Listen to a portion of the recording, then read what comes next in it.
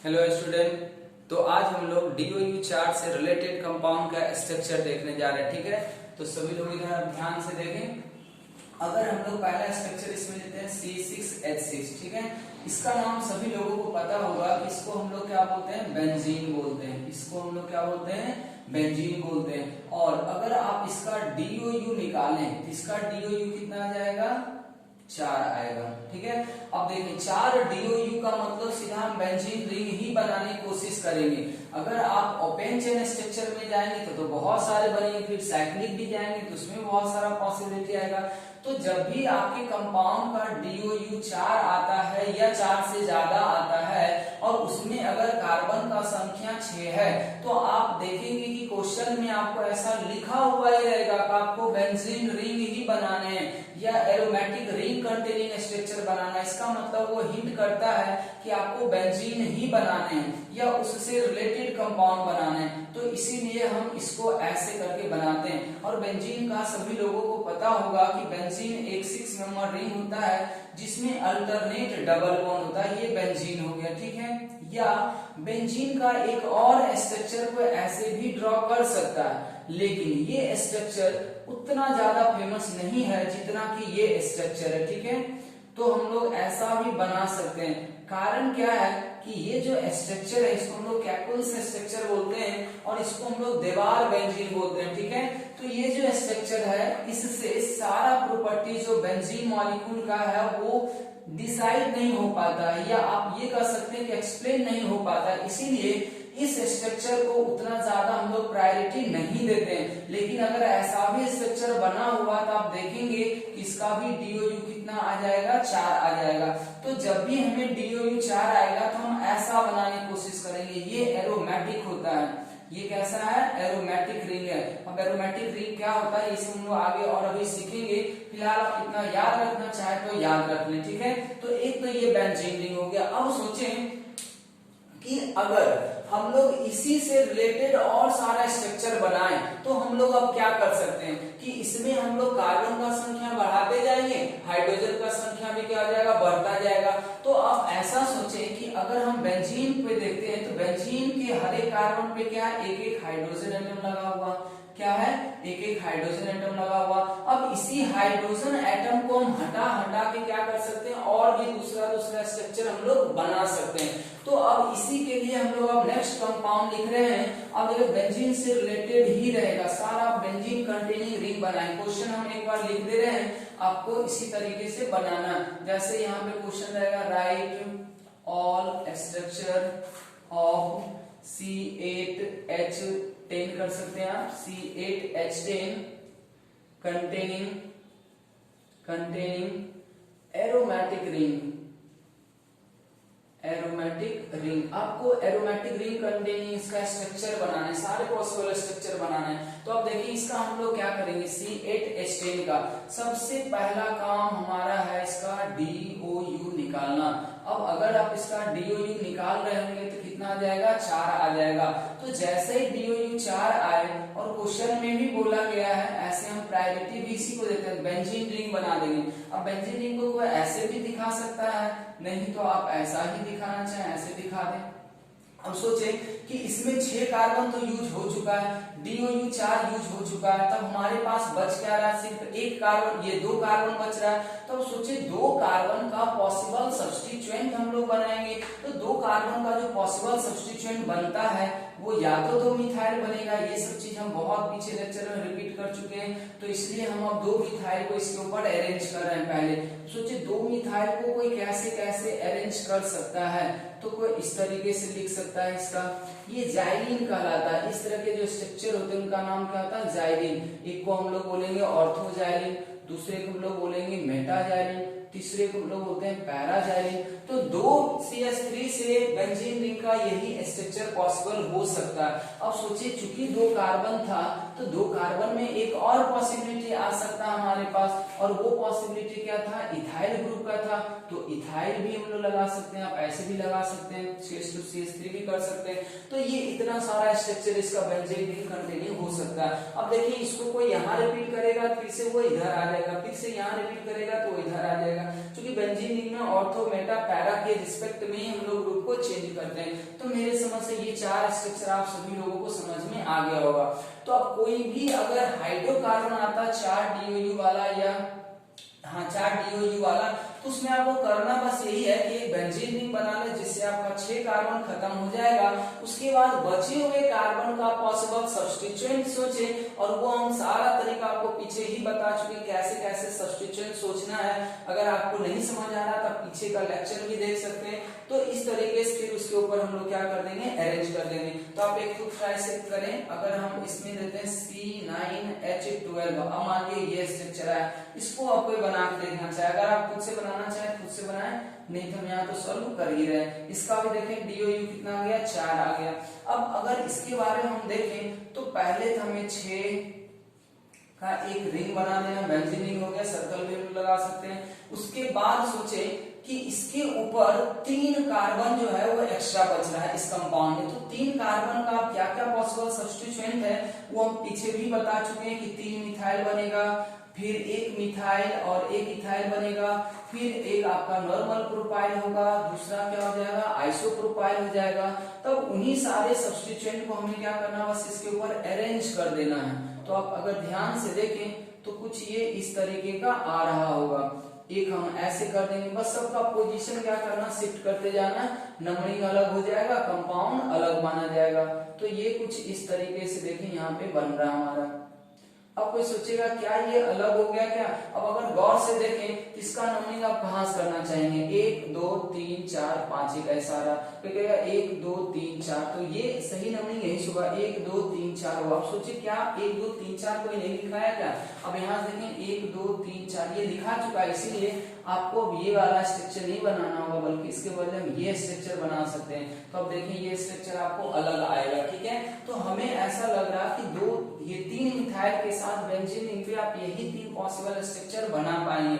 इसके अलावा और कोई पॉसिबल स्ट्रक्चर आपको नहीं मिल रहा होगा, ठीक है। फिर हम चौथा हम आते हैं मिथाइल और इथाइल के साथ आते हैं, और बेंजीन रिंग के एक कार्बन पे अब तो 2 लगा ही नहीं सकते, तो हम एक मिथाइल यहाँ दे देते हैं, एक इथाइल यहाँ देते हैं, एक, तो ऐसा हो सकता था। पांचवा स्ट्रक्चर इसका क्या हो सकता है कि एक मिथाइल और इथाइल का हम लोग आपस फिर से क्या करेंगे, उसका भी हम लोग चेंज कर देंगे पोजीशन। तो कुछ इस तरीके से स्ट्रक्चर हमारा यहाँ पे मिल सकता है।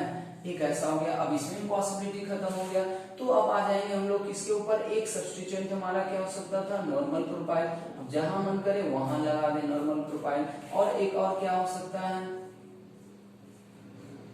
आइसोप्रोपाइल। तो आप ऐसे भी कर सकते हैं, आप इसको ऐसा भी हो सकता है। तो इतने तरीके का ये सब स्ट्रक्चर हो सकता है। अब मान ले कोई और इसमें बढ़ा दिया, 9 के बदले 10 कार्बन कर दिया, तो और पॉसिबिलिटी आपको बढ़ता हुआ दिखेगा। तो करने का तरीका यही होता है। तो अभी हम लोग हाइड्रोकार्बन से किया, हम लोग कुछ सवाल जो है ना फंक्शनल ग्रुप वाले भी करते हैं बेंजीन रिंग के ऊपर। तो इसमें बहुत सारे फंक्शनल ग्रुप आ सकते हैं। एक ही कंपाउंड में एल्डिहाइड भी बन सकता है, कीटोन भी बन सकता है, दो अल्कोहल भी बन सकते हैं, वो कुछ भी हो सकता है। डिपेंड करता है ऑक्सीजन एटम कितना, नाइट्रोजन एटम कितना, फिर उससे रिलेटेड फंक्शन ग्रुप क्या क्या पॉसिबल है, जैसे हम ओपन चेन स्ट्रक्चर आपको सिखाए थे।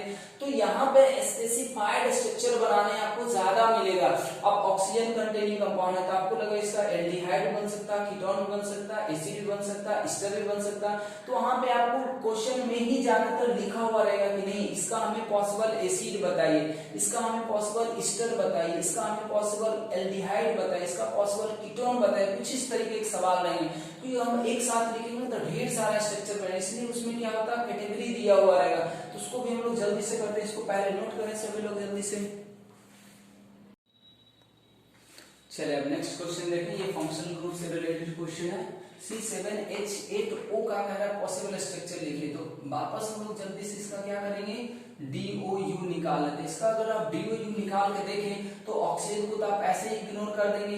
तो 7 कार्बन है, तो 7 कार्बन में कितना होना चाहिए था, 16, इसमें है कितना 8, डिवाइडेड बाय कितना कर देंगे 2, इसका भी कितना आ गया, DOU 4 आ गया। अब सोचे बेंजीन रिंग कह रहा, तो पहला काम हमारा क्या होगा, पहला काम तो हमारा यही होगा तो हम इसमें पॉसिबल बेंजीन रिंग बना दें, बेंजीन रिंग बन गया। अब सोचे एक ऑक्सीजन है, जैसे हम बेंजीन रिंग बना इसका DOU 4 क्या हो गया, खत्म हो गया। इसका मतलब ये पता चल रहा है कि अब एक कार्बन और एक ऑक्सीजन से मिलके जो भी फंक्शनल ग्रुप हम लोग बनाएंगे या सिर्फ ऑक्सीजन कंटेनिंग फंक्शनल ग्रुप होंगे, उसमें कभी भी अब डबल बॉन्ड नहीं हो सकता है।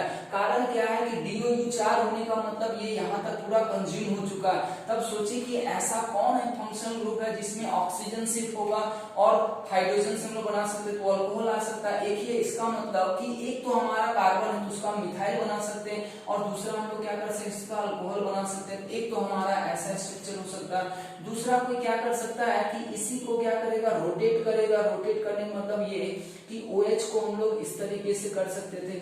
तीसरा स्ट्रक्चर इसका कोई क्या बना सकता था, ऐसे कर देगा और यहाँ पे OH लगा देगा, एक तो हो गया। अब और कोई क्या कर सकता है, कोई ये कह सकता है एक अल्कोहल और यहाँ बनाया जा सकता है, ये सब एरोमेटिक अल्कोहल है, एक हम यहाँ पे OH लगा देते, ये अलग हो सकता है। अब सोचिए अल्कोहल का पॉसिबल स्ट्रक्चर तो हो गया, क्या हम इसका ईथर बना सकते हैं, ईथर भी बन सकता है। क्योंकि एक कार्बन हमारा एक्स्ट्रा है तो हम पहले क्या करेंगे, ऑक्सीजन से जोड़ देंगे, उसके बाद ऐसा लगा सकते हैं। तो इस तरीके का स्ट्रक्चर हमारे लिए पॉसिबल इसका हो सकता है। अब सोचिए और क्या कोई इसका पॉसिबल स्ट्रक्चर हो सकता है क्या, तो हम ऐसे करके OCH3 लगा सकते हैं इसके अंदर। अब देखिए और कोई पॉसिबल स्ट्रक्चर इसका आपको नजर नहीं आ रहा होगा, तो C7H8O का जो स्ट्रक्चर हो सकता था पॉसिबल, वो हम लोग इस तरीके से कुछ ड्रॉ करना चाह रहे हैं और इस तरीके से हम लोग ड्रॉ भी करते हैं। अब अगर मान लीजिए इसी में हम नेक्स्ट क्वेश्चन आपको देते हैं, हम कहते हैं C6H6O2 का बनाया, C6H6O2 का स्ट्रक्चर बना, देखिए इसके अंदर क्या हो सकता है। C6H6O2 का अगर आप स्ट्रक्चर को सोचे तो पहले इसका क्या करेगा, DOU निकालेगा, ठीक है। या आप ऐसे सोचे कि इसमें कहता है C6H6O2 का ऑल डाइऑल बनाए, ऑल स्ट्रक्चर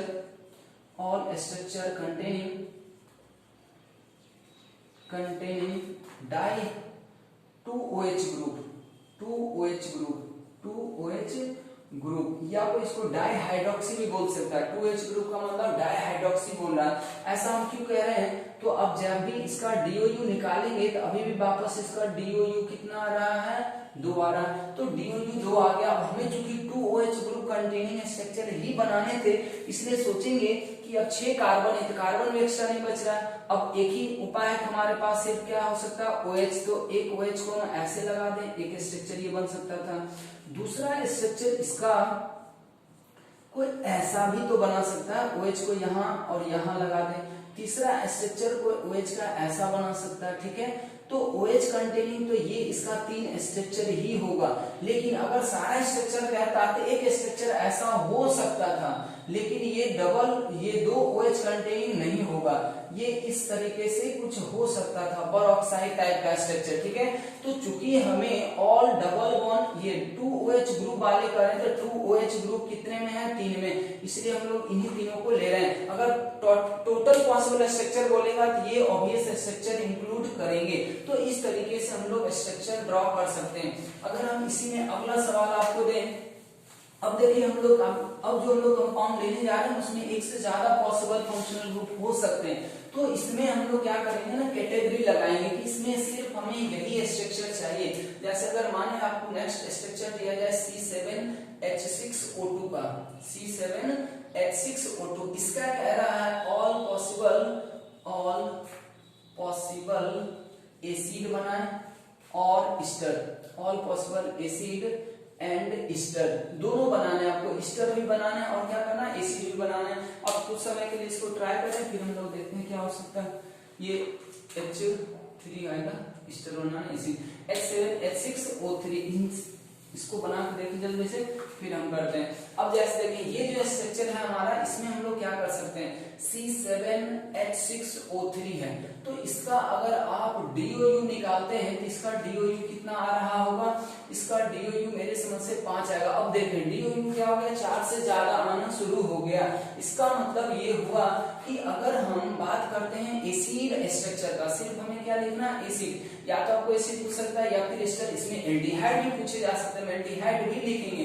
एसिड स्ट्रक्चर पूछा जाता है, एसिड स्ट्रक्चर अगर हम अभी सोचे तो हम लोग क्या देखेंगे यहाँ पे कि DOU कितना है, 5 है, तो 5 का मतलब इसका कितना हो जाएगा, ये बेंजीन रिंग 4 खत्म हो गया। अब सोचे एक हमारे पास क्या बच रहा है, कार्बन बच रहा है, और एक 3 ऑक्सीजन है, क्या हम एसिड बनाने के लिए हमें C डबल बॉन्ड OH का जरूरत पड़ेगा क्या? अब देखिए कार्बन भी खत्म हो गया आपके पास, बच क्या रहा, सिर्फ एक ऑक्सीजन बच रहा है, तो उस ऑक्सीजन को हम लोग क्या कर सकते हैं, यहाँ पे लगा सकते हैं, ये एक स्ट्रक्चर हो जाएगा।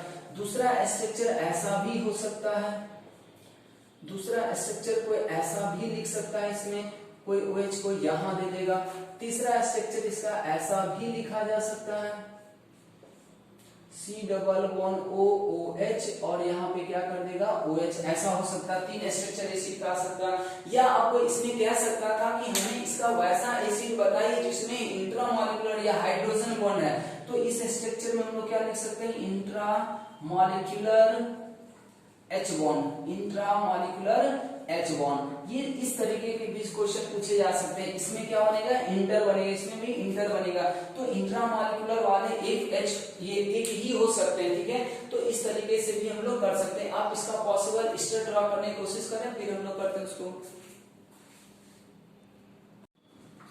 अब देखें अगर हम इसका स्टर बनाते हैं तो स्टर का भी तो वही स्ट्रक्चर हम लोग कर सकते हैं ना, एसिड स्टर दोनों बनेगा, हमेशा ध्यान रहे, जहां एसिड बनने के चांस है वहां स्टर भी बनेगा, क्योंकि एक दूसरे क्या होते हैं, फंक्शनल आइसोमर होते हैं। तो अगर हम अब उल्टा जोड़ दें, OH जो हम लगा रहे थे वो हम अब ऐसे कर देते हैं, ठीक है। अब जैसे देखें एक ही कार्बन था तो एक कार्बन का ऐसा बन जाएगा, अभी भी एक OH होगा, तो हम ऐसा कर सकते हैं, ये स्टर और OH दोनों हो जाएगा इसमें। अगर कोई इसको ऐसे लिखना चाहे तो क्या हो जाएगा, ये तो हम लोग यही फिक्स रखेंगे, ठीक है, और इसको हम लोग क्या कर देंगे, चेंज कर देंगे। ऐसा भी स्ट्रक्चर इसका हो सकता था। एसिड जहां भी बनेगा वहां पे स्टर बनने का चांस होगा ही, ठीक है। तो ये ऐसा आ जाएगा, फिर एक ऐसा आ जाएगा, तो ये 3 स्टर पॉसिबल भी हो सकते हैं स्ट्रक्चर, ठीक है। अब अगर इसी का कोई एल्डिहाइड वाला स्ट्रक्चर आपसे पूछता, सब अलग अलग सवाल आएगा, एक क्वेश्चन कुछ भी नहीं है, ठीक है। यही कंपाउंड देगा, इसका एसिड पूछेगा तब आपको तीनों स्टर पूछेगा, तब ये बता सकते हैं। एल्डिहाइड कंटेनिंग पूछ रहा है, तो एल्डिहाइड कंटेनिंग क्या सकता है, क्या इसका कीटोन बन सकता है क्या? कीटोन के लिए हम एक हिंट कर चुके हैं आपको कि एरोमेटिक कीटोन तभी बनेगा जब कम से कम कार्बन एटम का संख्या कितना होना चाहिए, 8 होना चाहिए। अब जैसे देखिए यहाँ पे क्या हो जाएगा, एक कार्बन हम लोग कम से कम तो लगाएंगे तब ना, लेकिन यहाँ पे एल्डिहाइड जरूर बन सकता है। आप सोचिए कि 3 ऑक्सीजन है, तो एक ऑक्सीजन का हम एल्डिहाइड बनाएंगे और C डबल बॉन्ड O और H हो गया। अब देखें कि हमारा 5 DOU खत्म हो गया, तो हमारे पास 2 एक्स्ट्रा ऑक्सीजन ही ना बच रहा है, तो 2 ऑक्सीजन का हम लोग क्या बना सकते हैं, 2 OH ग्रुप बना सकते हैं, तो ये एक ऐसा स्ट्रक्चर हो सकता है। क्या इसी में हम लोग दूसरा स्ट्रक्चर कुछ ऐसा लिख सकेंगे क्या? यहाँ पे देखें CHO हम लिख देते हैं, C डबल बॉन्ड OH को CHO लिख सकते हैं, फिर इसको हम ऐसा भी स्ट्रक्चर यहाँ पे मान सकते हैं। फिर अगर हम इसी में नेक्स्ट आगे जाएं तो कोई इसका ऐसा स्ट्रक्चर भी पॉसिबल बोल सकता है। क्या ये वाला और ये वाला स्ट्रक्चर सेम है या नहीं है? तो यहाँ पे ये वाला स्ट्रक्चर और ये वाला स्ट्रक्चर अलग होगा, क्योंकि यहाँ पे जो मेन प्रायोरिटी फंक्शनल ग्रुप है वो ये होगा, तो आपको नंबरिंग तो यहीं से शुरू करना है, ठीक है। ऐसा नहीं कि हम लोग यहाँ से काउंट करें 1 2 3 4 आ रहा, जबकि यहाँ से करेंगे तो 1 2 3 4 5 आएगा, इधर से नहीं जा सकते, ठीक है। तो ये और ये स्ट्रक्चर एक दूसरे से अलग है। अब अगर हम आगे की बात करें तो कोई इसको ऐसे भी लिख सकता है, एक स्ट्रक्चर ऐसा भी लग रहा है कि ये वाला स्ट्रक्चर भी हो सकता है, OH और OH को ऐसे कर दिया जाए तो, ठीक है, एक ऐसा स्ट्रक्चर भी आ रहा। और एक और कोई सोचे कि इससे अलग हो सकता है, तो हमें लग रहा है कि ऐसा भी तो हो सकता था कि CHO यहाँ कर देते हैं, एक OH को यहाँ कर देते हैं, एक OH को यहाँ कर देते हैं, ये भी अलग है। इसमें एक और आपको स्ट्रक्चर लग रहा होगा, ये सब जगह सोचना बस नहीं कि अलग अलग स्ट्रक्चर हो जाना चाहिए। अगर कोई यहाँ पे करता है और कोई यहाँ पे कर देता है तो भी ये अलग स्ट्रक्चर है, तो इस तरीके से यहाँ पे हो सकता है। यहाँ पे वही से इंट्रामॉलिक्यूलर हाइड्रोजन बॉन्डिंग भी बन सकते हैं, ठीक है। यहाँ पे भी हम इंट्रामॉलिक्यूलर हाइड्रोजन बॉन्डिंग बना सकते हैं, यहाँ पे भी इंट्रामॉलिक्यूलर हाइड्रोजन बॉन्ड बना सकते हैं, इवन यहाँ भी हम लोग इंट्रामॉलिक्यूलर हाइड्रोजन बॉन्ड बना सकते हैं। तो क्वेश्चन इस तरीके से भी पूछ सकता है कि इंट्रामॉलिक्यूलर हाइड्रोजन बॉन्ड बनने वाले बताइए कितने एल्डिहाइड मॉलिक्यूल्स हैं, जिसमें aldehyde molecule intramolecular hydrogen bond बनाने में पार्टिसिपेट कर रहा है। तो ये सब चीज अगर आपको नॉलेज होगा तो वर्डिंग सिर्फ चेंज करके ही आंसर अलग अलग किया जा सकता है। तो अब देखें कि यहाँ पे कंपाउंड एक ही था, ठीक है, C7H6O3, इसी का आपको कभी पॉसिबल एल्डिहाइड पूछेगा, कभी पॉसिबल ईस्टर पूछ रहा, कभी पॉसिबल एसिड पूछ रहा। अब अगर इसी कंपाउंड का ऑब्जेक्टिव सवाल देगा तो इनमें से तरह जो स्ट्रक्चर बनाऊंगा उनमें से कौन सा स्ट्रक्चर होगा ये कैसे पता करता है, इसके ऊपर बहुत सारे रिएक्शन आपको दिए जाएंगे। हमारे एस्टर पहचाना था, हम इसके ऊपर क्या कराएंगे, कोई एस्टर का रिएक्शन करवाएंगे तो हमारा वहां से पॉसिबल प्रोडक्ट पता चल जाएगा कि क्या क्या बना। एल्डिहाइड पहचानना होगा तो एल्डिहाइड वाला रिएजेंट इसके ऊपर ऐड करेंगे तो हमें पता चलेगा कि कुछ वहां पे एल्डिहाइड फंक्शनल ग्रुप है। तो इस तरीके से सवाल हम लोग स्ट्रक्चर वाला करते हैं, इसको जल्दी से नोट करें, फिर हम लोग नेक्स्ट क्वेश्चन लेते हैं इसी के ऊपर। नेक्स्ट क्वेश्चन देखिए स्टूडेंट, ये भी बहुत इंपॉर्टेंट सवाल है।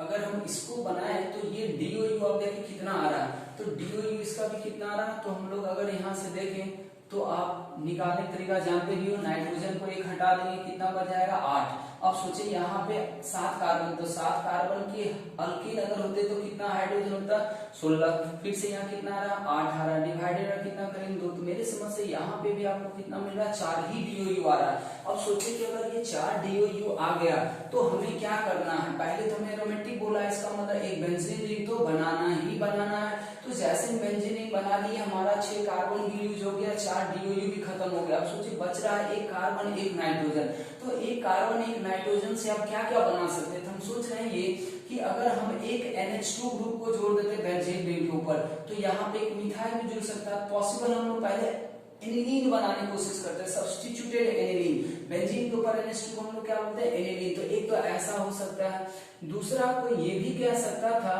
कि हम NH2 को तो यही रखते हैं, CH3 को हम यहाँ पे कर देते हैं।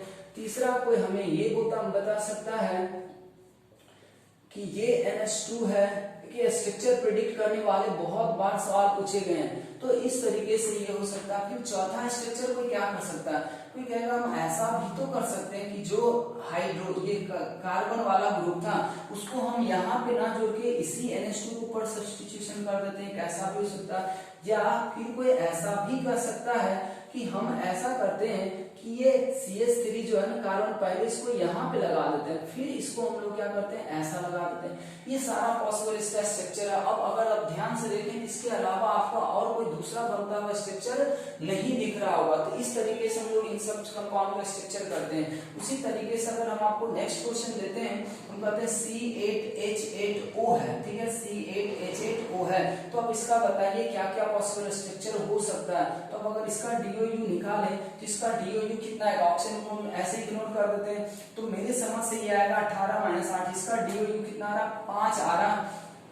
अब सोचिए जैसे ही 5 आया, एक ऑक्सीजन है तो एक ऑक्सीजन से बनने वाला फंक्शन को आपको क्या बताया गया, एल्डिहाइड भी हो सकता है, कीटोन भी हो सकता है। क्या यहाँ पॉसिबल कीटोन हो सकते हैं, यहाँ पे हो सकते हैं क्योंकि 8 कार्बन आ गया, इसीलिए हम पहले तो इसमें क्या बनाने की कोशिश करेंगे एल्डिहाइड, जितना पॉसिबल एल्डिहाइड हो सकता है पहले वो बनाने की कोशिश करते हैं। अब सोचिए एल्डिहाइड बनाने का मतलब पहले हम लोग CHO लिख देते हैं, तो 7 कार्बन तो यूज हो गया, बच गया कितना कार्बन 1 कार्बन, तो 1 कार्बन को ऐसा लगा सकता था, एक ये हो सकता था एरोमेटिक एल्डिहाइड। दूसरा को ऐसे भी कह सकता था कि अब इसी को क्या करो CHO तो यहाँ पे है ही, बस इसका CH3 को क्या कर दे रोटेट करते चले जाए, इस तरीके से हम लोग स्ट्रक्चर बना सकते थे। अब हम लोग यहाँ पे एरोमेटिक और एलिफेटिक दोनों एल्डिहाइड सोचना, अगर कार्बन है तो एरोमेटिक भी बनेगा एलिफेटिक भी बनेगा। एरोमेटिक का नहीं मतलब डायरेक्ट आप इसको अगर बेंजीन रिंग से कनेक्ट करते हैं तो ये एरोमेटिक कहलाता। तो ये 3 पॉसिबिलिटी, क्या इसका और कोई एल्डिहाइड नहीं बन सकता, जी हाँ बन सकता है। वो कैसा बन सकता था, तो अगर हम CH2 और CHO कर देते ये एलिफेटिक एल्डिहाइड हो जाता, ऐसा भी हो सकता। क्या और इसका कोई एल्डिहाइड पॉसिबल है क्या, नहीं। तो अब हम लोग किसके ऊपर जाएंगे, कीटोन के ऊपर जाएंगे। अब कीटोन बनाने के लिए कम से कम तो 8 कार्बन हमें चाहिए ही चाहिए था, तो 8 कार्बन दिया हुआ इसलिए इसका एक पॉसिबल कीटोन भी हो सकते हैं। तो इस तरीके का कंपाउंड का भी स्ट्रक्चर हम लोग बना सकते हैं। तो इसको जल्दी से नोट करें, फिर हम लोग कुछ नए सवाल के साथ आ रहे हैं। देखें आप इस तरीके के सवाल को लोग कैसे कर सकते हैं, तो ये सब बहुत अब आसान लगेगा आपको, इसमें बहुत ज्यादा कुछ रह नहीं गया है। हम लोग लगभग हर एक तरीके के सवाल कर चुके हैं। पहले कंपाउंड का भी देखें, DOU कितना आ जाएगा 4 ही आएगा। उसमें सीधा सीधा आपको नजर आ रहा होगा कि बेंजीन के 2 हाइड्रोजन को हटा के हम लोग क्या कर रहे हैं 2 ब्रोमीन को लगा रहे हैं, तो हम ऐसा स्ट्रक्चर इसमें आराम से बना सकेंगे, ठीक है। इस तरीके का स्ट्रक्चर हम लोग बना सकते हैं। Br हो गया, फिर से ये Br यहाँ भी लगा सकते थे, फिर तीसरा में कोई ऐसा भी कर सकता था, तो अब हम लोग स्ट्रक्चर के एंडिंग पे हैं। स्ट्रक्चर हम लोग सभी तरह से लिख सकते हैं। फिर आप जैसे वहां पे अगर देखें C6H7 आ गया, तो अगर हम C6H7OBr की बात करें तो मेरे समझ से इसका भी DOU आपको कितना रहा, 4 ही आ रहा है, ठीक है, क्योंकि एक हम लोग जोड़ देंगे यहाँ पे ब्रोमीन के बदले में। तो अब यहाँ पे अगर देखें तो यहाँ पे एक कार्बन एक्स्ट्रा हमें मिल रहा ना, तो एक कार्बन एक्स्ट्रा मिल रहा है, तो इसको हम लोग पहले क्या OCH3 बना सकते हैं क्या? अब सोचे ईथर बना सकते हैं। इसका क्या अल्कोहल भी बन सकता था क्या? यहाँ पे अगर ध्यान से सोचे इसका, तो इसका क्या और पॉसिबल स्ट्रक्चर हो सकता है? तो इसमें आप ऐसा सोचिए कि अगर आपको ईथर ही लिखना हो, ये ईथर हम लोग कर सकते हैं, साइक्लिक ईथर हो सकता है, ये एरोमेटिक ईथर हो सकता है, सॉरी, तो ये हो जाएगा Br। आप ऐसा सोचिए ईथर अगर हम लोग यहाँ पे लिखने की कोशिश करते हैं तब की बात है, अगर हम लोग यहाँ पे लिखते हैं ये, तो ये आ जाएगा OCH3 और यहाँ भी हम लोग क्या कर सकते हैं, Br कर सकते हैं। फिर अगर हम लोग ऐसा आते हैं, क्योंकि जहां ईथर बनता है ना वहां पे मे भी अल्कोहल बन सकता है, लेकिन अगर हमें सिर्फ ईथर की बात किया जाए तो हम ऐसा लिख सकते हैं। अगर हम इसका लिखें ईथर, इसका क्या लिखना, हमें ईथर लिखना, COC बॉन्ड में बनाना, ईथर इतना हो सकता है, ठीक है। अब चाहे तो इसका अल्कोहल के बारे में भी सोच सकते हैं, अल्कोहल हो सकता है क्या, तो अल्कोहल को भी लिखा जा सकता है। उसमें क्या होगा आपका 2 मिथाइल, ये एक CH3 बच जाएगा, फिर Br बच जाएगा, सब्स्टिट्यूशन बच जाएगा, तो आप उस तरीके से पॉसिबल अल्कोहल को भी आप लिख सकते हैं। तो हम समझते हैं इस तरीके का और भी स्ट्रक्चर आ सकता है, आप इसको भी ट्राई करना चाहें तो कर लें। हम एक दो सवाल दे रहे हैं, एक तो आप पहले इसका अल्कोहल का ही सोचेंगे, ठीक है, इसी का अल्कोहल क्या क्या हो सकता है। फिर कोई इसको ऐसे भी कर सकता है कि मान लीजिए यहाँ पे हम लोग 3 हाइड्रोजन को हटाते हैं, 2 Br2 को लगा देते हैं और 1 Cl को लगा सकते हैं। ऐसा ढेर सारा स्ट्रक्चर बनाया जा सकता है। C6 हो गया, H3 हो गया, यहाँ मान लीजिए तीनों को हटाकर हम फ्लोरीन, क्लोरीन, ब्रोमीन को लगा दिए। इस तरीके का और भी स्ट्रक्चर हो सकते हैं। तो स्टूडेंट हम लगभग आपको DOU से रिलेटेड जितने भी टाइप के सवाल हो सकते हैं वो सब हम डिस्कस करने की कोशिश किए हैं। हम समझते हैं आपको DOU का पूरी तरह से नॉलेज आ गया होगा। अननोन स्ट्रक्चर को आप कैसे कैसे, ये अननोन फॉर्मूला का आप कैसे कैसे स्ट्रक्चर में कन्वर्ट कर सकते हो, वो आराम से आप कर सकते हो। खास करके इस टाइप के जो भी सवाल होते हैं उसमें थोड़ा सा प्रैक्टिस का जरूरत होता है। आप जितना ज्यादा प्रैक्टिस करेंगे ये बात उतना ज्यादा आपको दिमाग में बैठ जाएगा और आप जल्दी जल्दी सोच सकेंगे, ठीक है। अब इन्हीं सब स्ट्रक्चर में से कौन से स्ट्रक्चर को हमें फाइनल आंसर में कन्वर्ट करना है, तो इस चीज के लिए हम इसी कंपाउंड के ऊपर क्या करते हैं, ढेर सारा रिएक्शन करवाते हैं क्वेश्चन में, कि ताकि आपको पता चल जाए कि हमारा ये स्ट्रक्चर होगा, ये स्ट्रक्चर होगा। पॉसिबल तो तीनों है, लेकिन तीनों में से हमें कौन सा रिएक्शन में एक आंसर बनाना है, तो ये सब चीज डिपेंड करता है दिए गए रिएक्शन के ऊपर। तो ये सब चीज जब हम रिएक्शन मैकेनिज्म पढ़ेंगे, जब क्वेश्चन करेंगे, प्रोडक्ट बनाएंगे, तो वहां पे वापस आपको फिर लगेगा कि DOU का यूज हो रहा है। इसीलिए आप इन सभी चीजों को ध्यान से देख लें। जहां भी हम मैकेनिज्म करेंगे तो वहां पे फिर से ये सवाल आ सकता है। तो हमारा DOU पूरी तरह से हो गया खत्म।